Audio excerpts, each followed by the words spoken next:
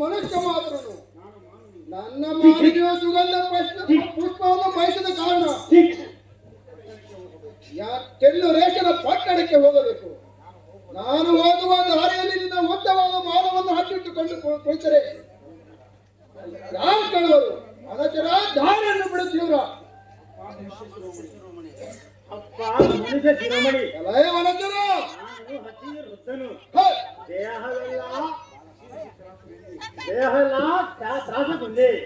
ಮೈ ಚರ್ಮ ಸುತ್ತಿ ಬಿತ್ತು ನಾಡು ಬಗ್ಗಿ ಮುಂದಕ್ಕೆ ಹಡಿ ಇಟ್ಟು ನಡೆಯಲಾರದೆ ಕುಳಿತಿರುವೆನು.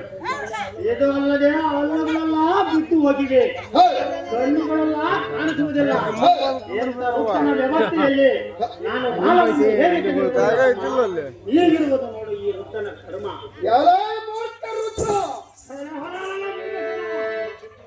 ನಿನಗೆ ಬಾಲವನ್ನು ತೆಗೆದುಕೋ ದಾರಿಯನ್ನು ಬಿಡ ಅಂದರೆ ಆಳು ಕಥೆಯನ್ನು ಹೇಳಿದರೆ ಯಾರು ಕೇಳ್ತಾರೆ? ಎಲ್ಲ ಮುದುಕೋಗಿಯೇ ನಿನ್ನ ಮುದಿಯ ಗೋಳಾಟವನ್ನು ಕೇಳಿದ್ರೆ ಯಾರು ಏನು ಮಾಡುವರು? ಮೋದಕರಗಳ ಮೂಲಕ ಮನೆಯಲ್ಲಿ ಗೊತ್ತಿರಬೇಕು. ಮನುಷ್ಯರು ತಿರುಗಾಡುವ ದಾರಿಯಲ್ಲಿ ಬಾಲವನ್ನು ಹತ್ತಿಟ್ಟುಕೊಂಡು ಕೊಡ್ತಾರೆ ದಾರಿ ಕೇಳುವರು.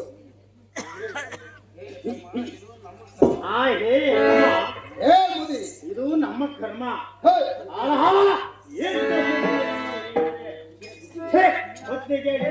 ಆಚರಣೆ ಎಂದು ಗದರಿಸಿವೆಯಲ್ಲ, ಪ್ರೋತ್ಸಾಹದ ಬಳಿಕ ಮನೆಯಲ್ಲೇ ಬಿತ್ತಿರಬೇಕೆಂದು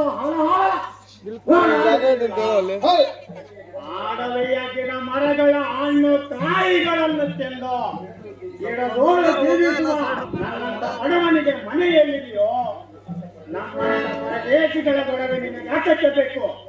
ಬಳಸಬೇಡಪ್ಪ, ಹೋಗು. ನಿನ್ನನ್ನು ಬಡಿದನೆ ಬಡಿದನೆ ನನ್ನನ್ನು ಬಳಸಿಕೊಂಡು ಏನೇನು ಗೋಳಾಡುತ್ತಿರುವೆಲ್ಲ. ಇರುವುದಕ್ಕೆ ಮನೆ ಇಲ್ಲದಿದ್ದರೆ ಕುಳಿತುಕೊಳ್ಳಬೇಕು. ಕಡಿಮೆ ಆಗಿದೆ, ಹೋಗಿ ದಾರಿಯಲ್ಲಿ ಯಾತಕ್ಕೆ ಕುಳಿತೀವಿ?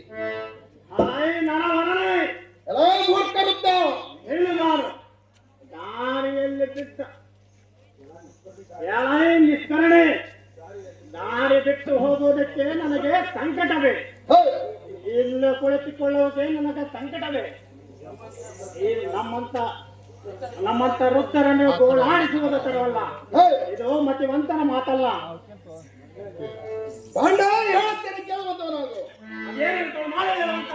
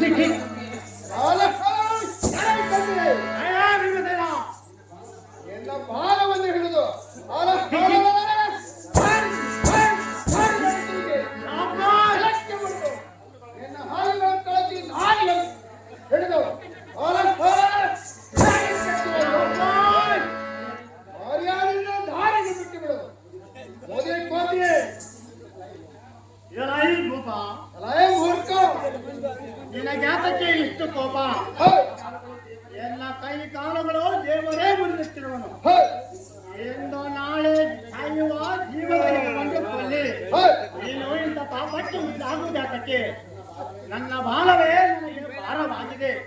ನೀನೇ ನನ್ನ ಬಾಲವನ್ನು ಎತ್ತಿಟ್ಟು ಪ್ರಯಾಣವನ್ನು ಮಾಡು. ಹೀಗಿರುವುದು ನೋಡಿರುತ್ತದೆ ಕ್ರಮ.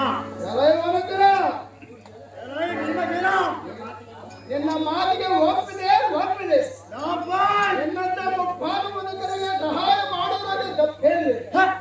ಏನು ಹೇಳುವ ಮಾತು ನ್ಯಾಯವಿದೆ. ನಿನ್ನ ಬಾಲವನ್ನು ನಾನೇ ಎತ್ತಿಡ್ತೇನೆ.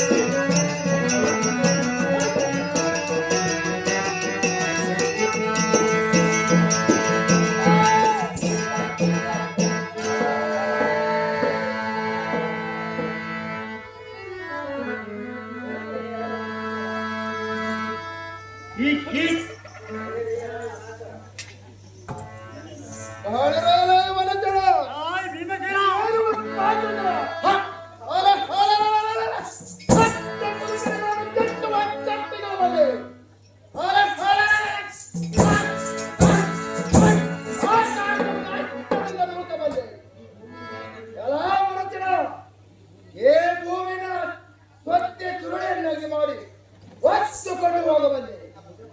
ಎಲ್ಲ ಕವಿ ಪೂಜೆ ಬಲದ ಪರಾಕ್ರಮದಿಂದ ನಿನ್ನ ಬಾಲವನ್ನು ಅಳ್ಳಾಡಿಸಿದರೆ ಒಳ್ಳೆಯ ಮಳೆಯಷ್ಟು ಕೂಡ ಅಲ್ಲಾಡದು. ಈ ಕವಿಯ ಬಾಲವನ್ನು ಅಳ್ಳಾಡಿದು ನಾವು ಸರ್ವದಾ ನನ್ನಿಂದಾಗದು.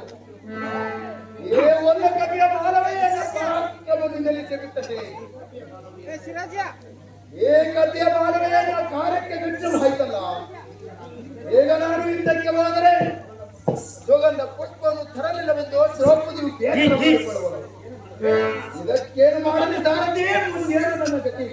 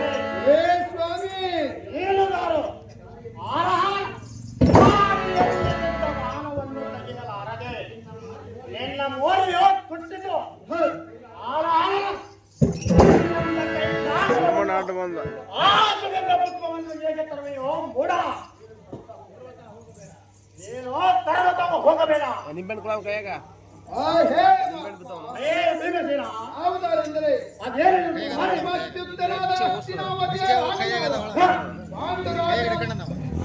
ಪಾಂಡವಪುತ್ರರು ಅತ್ಯಧಿಕ ಬಲವಂತನಾದ ನನ್ನ ಹೆಸರು ದೇವಸೇನ ಎನ್ನುವರು.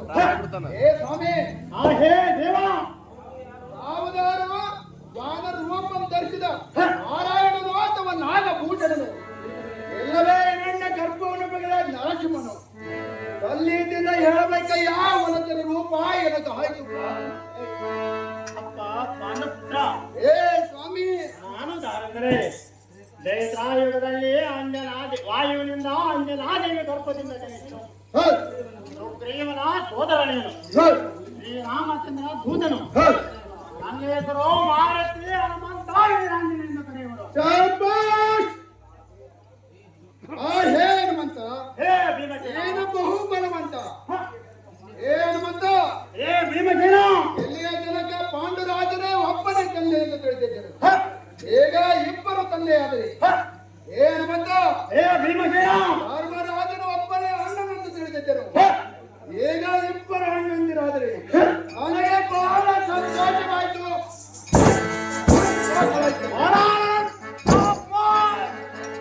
ಆನೆ ಕನ್ನಡದು ದೇವ ಮಹಾನ್ ಭಾವ.